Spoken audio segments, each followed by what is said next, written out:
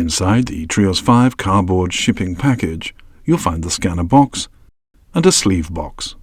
Prepare some space and begin unboxing. Take the scanner box out of the cardboard and pull up the lid.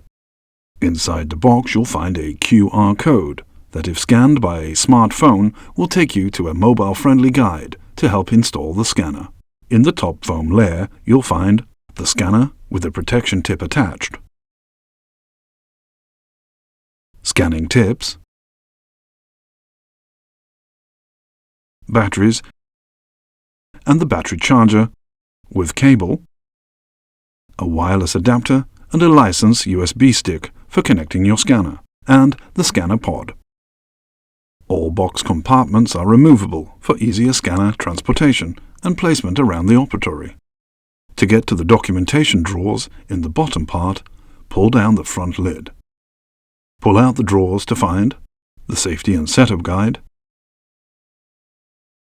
cleaning instructions and technical data.